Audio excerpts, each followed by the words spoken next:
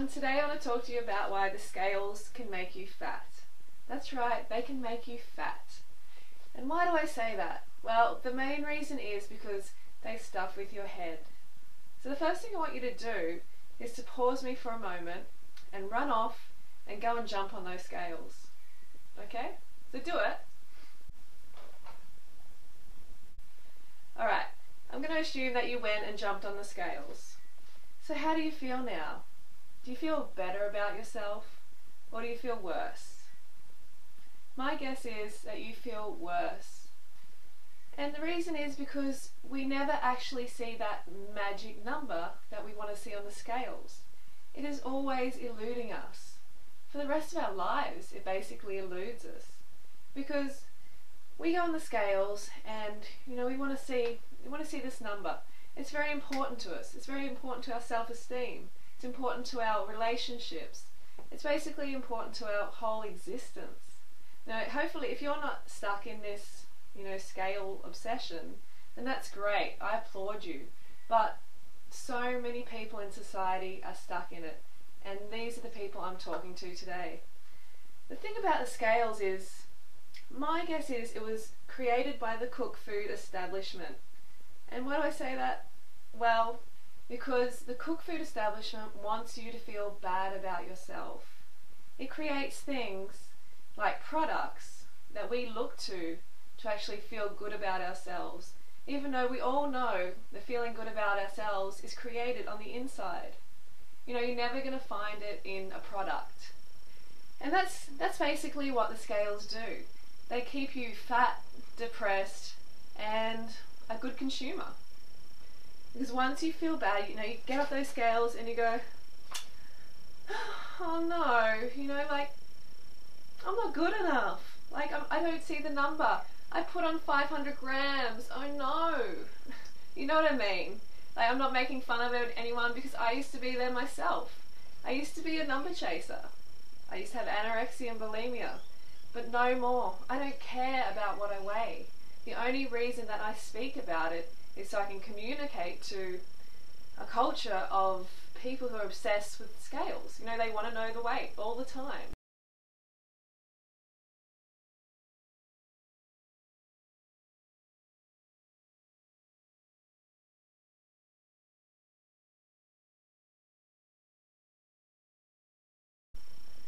Right, so it's a good thing if you can get out of that mindset and get into measuring your progress through your fitness goals, or how tight your clothing fits or how loose it is.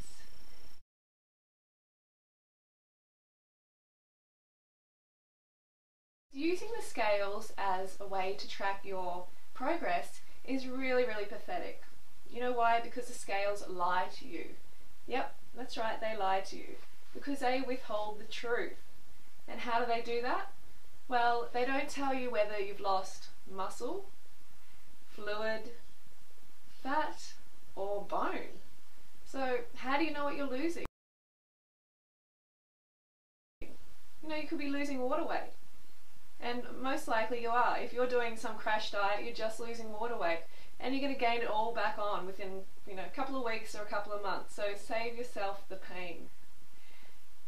With water weight, the body, especially females, the body fluctuates a lot because of hormonal changes. So just welcome a little bit of fluid change. It's natural.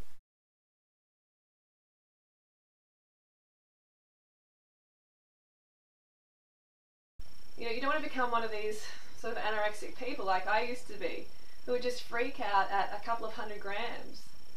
Or even a bodybuilder. I used to date bodybuilders, and they would just freak out at a kilo if they would actually lose a kilo. Most women want to lose weight, and most guys want to put on weight. But it's all crazy, because that scales is just lying. So just chuck it out. It might be actually a good therapy session to actually smash the scales. But in all seriousness, we have to expect some weight fluctuations. Okay, so let go of that mentality that you need to be the magic number, because the scales can ruin your relationship. I know that sounds so crazy, but they can ruin your relationship. Because if you get on the scales first thing in the morning and you don't see that magic number, and a lot of the time the rest of the day you're sort of going, damn, like, oh. And that can basically rub off into the relationships around you because you're so stuck in your head about this number that sometimes you don't even think properly. Maybe not everyone is like this, but I definitely was, and I know a lot of people who are. So just ignore it, don't get on the scales, bash them up, throw them out, just get on with your life, okay? Next thing is they can actually, and they do, make you fatter, indirectly. Well, sort of, almost directly. What they do is stuff with your head. So you get on the scales, you don't see that magic number, and all of a sudden you're like, oh no, I'm too fat. I'm not good enough. I have to go on a diet. And then what happens is we start to starve ourselves. We starve ourselves of all the good foods, all the high carbohydrate foods, and all of a sudden we get really, really hungry.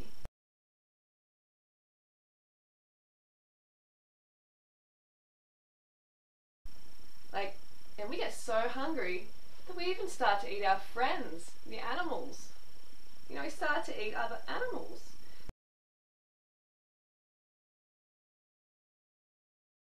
That's how hungry people get. And we all know that's not good for your health. So you don't want to get to the stage where you're eating crap. You start eating high fat foods, high salt foods, all of that.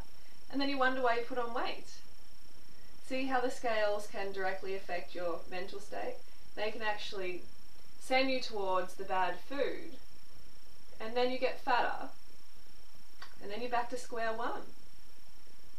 These fad diets, they just do not work, especially these low carbohydrate, sort of like raw paleo diets. They don't work long term. You may feel okay in the short term, but we're about sustainability.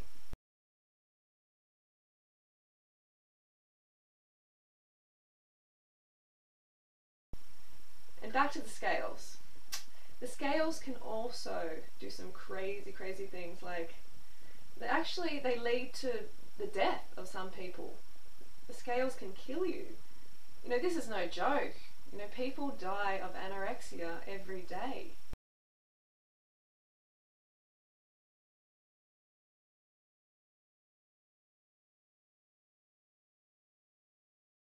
And that's directly related to that magic number. When I had anorexia, I actually, began to avoid the scales because I knew it was just doing my head in so much. And I didn't want to see that I hadn't lost weight. It's crazy. So you want to stay away from them for that reason.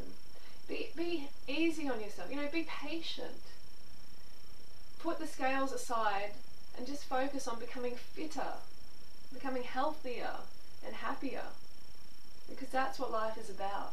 Life isn't about being a number chaser.